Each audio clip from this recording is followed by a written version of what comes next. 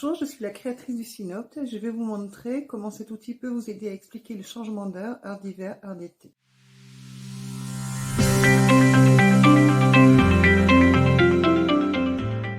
Le Synopte est une horloge que j'ai imaginée au tout début de l'an 2000, quand mon fils avait à peine 4 ans et qu'il me bombardait de questions sur l'heure et sur la notion du temps.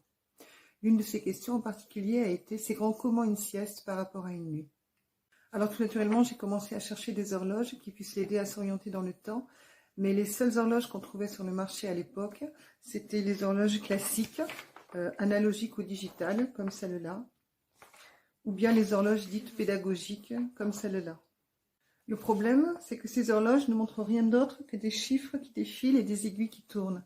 Donc pour réussir à faire le rapprochement entre un moment de la journée et ça, pour parvenir à identifier un moment de la journée grâce à ça, il faut être en capacité de déchiffrer ces codes de lecture du temps, ce qui suppose un apprentissage et des capacités intellectuelles, cognitives que tout le monde n'a pas.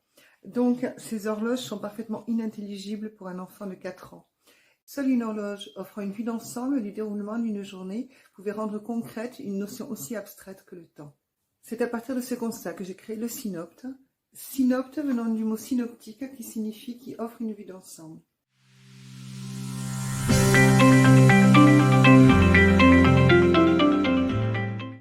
Vous voyez que cette horloge indique bien 10h10 comme les précédentes, sauf qu'elle représente le temps de manière tellement différente qu'elle en change radicalement la perception. On a ici une perception du déroulement de la journée qu'on ne pouvait pas avoir avec les horloges précédentes. Donc on a un cadran de 24 heures et non pas 12, ce qui permet de représenter la journée dans son intégralité. On a un découpage en tranches et non pas en heures, ce qui permet de la structurer et de la rythmer.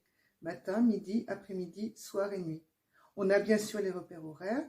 Et puis on a le planning de la journée qui est placé directement sur le cadran de l'horloge. Ce sont ces petits magnettes illustrés appelés pictogrammes qui peuvent être, selon vos besoins, des symboles, des dessins ou des photos. Enfin, comme sur un cadran solaire, on a une seule aiguille qui vous donne votre position exacte à l'instant présent, exactement comme le vous êtes ici sur une carte ou sur un plan. Au centre, vous voyez l'aiguille des secondes qui tourne sur elle-même, c'est la trotteuse, qui indique le sens du mouvement et qui permet aussi de s'assurer du bon fonctionnement de l'horloge.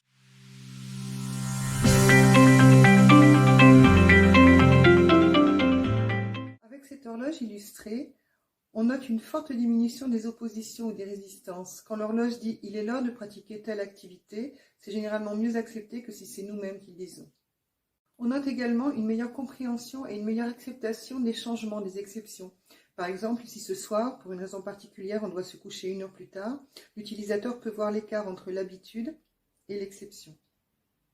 Cette horloge, du fait que ce ne sont pas juste des chiffres qui défilent ou des aiguilles qui tournent, a aussi un petit côté ludique qui permet de donner ou de redonner du sens au temps qui passe. Elle offre des perspectives. Par exemple, si une petite fille attend avec impatience le retour de son père, on place la photo du papa à l'heure de son arrivée, comme ça l'enfant peut voir la distance qui la sépare du retour de son père. C'est une horloge qui permet de conserver ses repères et de consolider ses acquis. Il faut considérer cet outil comme un tableau d'activités que vous allez pouvoir personnaliser au mieux pour qu'il réponde aux besoins de l'utilisateur et qu'il puisse se l'approprier.